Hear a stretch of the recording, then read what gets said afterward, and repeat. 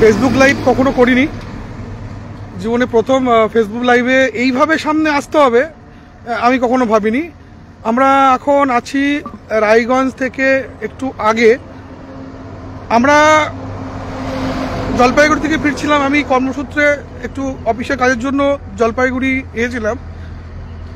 আজকে 2:30 নাগাদ আমরা যখন রায়গঞ্জ ঢুকি, গাজলের একটু পরেই আমরা অনেক বড় জ্যামে পড়েছিলাম, দাঁড়িয়েছিলাম।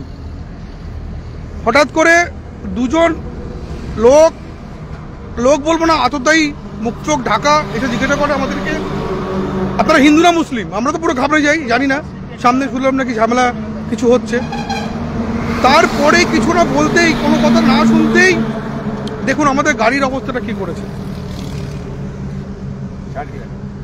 দেখুন আমাদের গাড়ির অবস্থাটা বন্ধুরা কি করেছে। আমাদের সমস্ত গাড়ির কাঁচ ভেঙে দিয়েছে, সামনের কাঁচ, পিছনের কাঁচ। এই দেখেন পিছনের কাঁচের অবস্থা। এই দেখুন আমাদের গাড়ির কি অবস্থা। এই দেখুন গাড়ির সমস্ত কাঁচ আমরা এখন পরিষ্কার করছি। প্রাণ ভয়ে আমরা পালিয়ে আসতে বাধ্য হলাম। সামনে পুলিশ ছিল, পুলিশ নির্বিকার।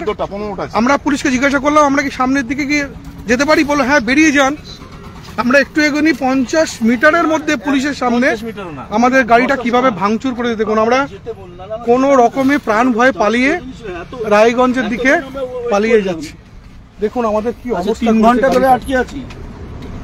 মানে এইভাবে আমরা এই রাজ্যে বাস করি এখন, মানে ভাবতেও খুব লজ্জা লাগছে। এটা ওয়েস্ট বেঙ্গল, যেখানে এখনো হিন্দু মুসলিম কালচার নিয়ে আমরা কথা বলছি।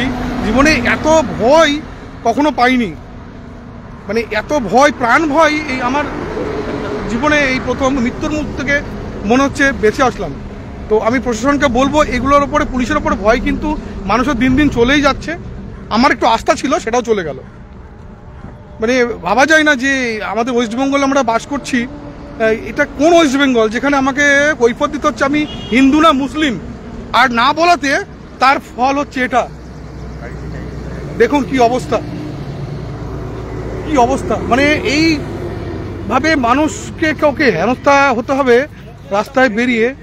মানে আমি এই সঙ্গে সঙ্গে লাইভে আসছি আপনাদের কাছে। আমি নিজেও ভাবতে পারিনি যে এই ধরনের কোনো পরিস্থিতির মধ্যে আমি পড়বো।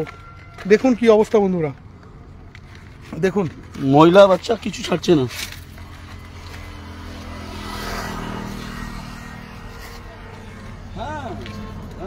খুব মর্মান্তিক ঘটনা। আমরা যে, আমার এখন বলতে আমার কাঁপছে যে আমরা বেঁচে ফিরেছি। মানে আর যদি 2-1 মিনিট থাকতাম, ভেতরে কত ইট ফিট কত ছিল আমরা আগেই ফেলে দিয়েছি ওগুলো, ঠিক আছে। মানে ভাবতে পারছি না যে এটা কোন ওয়েস্ট বেঙ্গল। ঠিক আছে, নাম জিজ্ঞেস করছে, আমরা হিন্দু না মুসলিম, জানি না কোনটা বললে যে এটা হতো না। দয়া করে এটা শেয়ার করুন।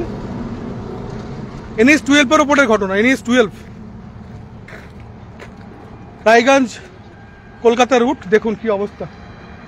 এই খবরটা যেন আমাদের প্রশাসন দপ্তরে এটা আমাদের প্রশাসনের কাছে যেন পৌঁছায়, তার জন্য আমি আমার লাইফের প্রথম লাইভ করলাম, যেন এটা প্রথম, এটাই শেষ হয়। এটা দেখুন, সবাইকে অনুরোধ, এটা একটু দেখুন। এই ভিডিওটা প্রচুর মানুষের কাছে পাঠান এবং বলুন যে আমরা কোন স্টেটে বাস করি। দেখুন দেখুন কি অবস্থা। দেখুন পিঠে, দেখুন জামাটা খুলুন দাদা, ইট মেরে পিছনে দেখুন, ইট ভেদ করে পিছনে এসে রক্তাক্ত। দেখুন কি অবস্থা। নাম বলতে হচ্ছে আমরা হিন্দু না মুসলিম। প্লিজ প্রচুর শেয়ার করুন এবং প্রশাসনকে জানান। দর্শক, এটা তো মানে উনি লাইভ করেছিলেন, কিন্তু সোশ্যাল মিডিয়াতে এখন ভাইরাল হয়ে ঘুরছে, আমার কাছেও এসছে। এটা শুনলেন, উনি বললেন তো যে কোথাকার ব্যাপার। তবে এই লাইভটা কবেকার আমি এক্স্যাক্টলি বলতে পারবো না, কারণ আমি ওনার ফেসবুক থেকে ডিরেক্টলি নিইনি, আমাকে পাঠিয়েছেন একজন। তো আপনারা একটু কনফার্ম করবেন কবেকার কোথাকার। কিন্তু কয়েকটা বিষয় যেটা বলতেই হয়, সেটা হচ্ছে যে ওনাকে প্রশ্ন করা হয়েছিল যে হিন্দু না মুসলিম। উনি বললেন যে জানি না কোনটা বললে এটা হতো না। কোন মানে আমি হিন্দু বললে ভাঙচুরটা হতো না, না মুসলিম বললে ভাঙচুরটা হতো না, মানে সেটা বুঝতে পারিনি। কিন্তু প্রশ্নটা করা হয়েছে যে আমি হিন্দু না মুসলিম। পশ্চিমবঙ্গে আছি, সেখানে এই প্রশ্নের উত্তর দিতে হচ্ছে আমি হিন্দু না মুসলিম। তারপর সেই মতো করে ট্রিটমেন্ট, বললে ভালো, না হলে আন্দাজ করে হামলা। আন্দাজ করি হামলা হয়েছে যেটা বুঝতে পারছি, বা কিছু একটা। এবং বললেন আমি জীবনে এরকম ভয় পাইনি, মানে মানে প্রাণ চলে যাওয়ার মতো একটা অবস্থা হয়ে গেছিল। এরকম ভয় আমি পাইনি জীবনে, মৃত্যু ভয়। যানজট হয়েছিল, গাড়িটা নিয়ে এসছিলেন, আটকে ছিলেন, তারপর এইরকম হামলা। তারপর তারা আবার ওখান থেকে পালিয়ে এসছেন এবং বলছেন যে পুলিশ কাছাকাছিই ছিল পুলিশ, তার মধ্যেই হামলাটা হয়ে গেছে। সুতরাং দর্শক বুঝুন কোন জায়গাতে আমরা রয়েছি। প্রিয় দর্শক, আমি শফিকুল ইসলাম এবং আপনারা দেখছেন আরামবাগ টিভি।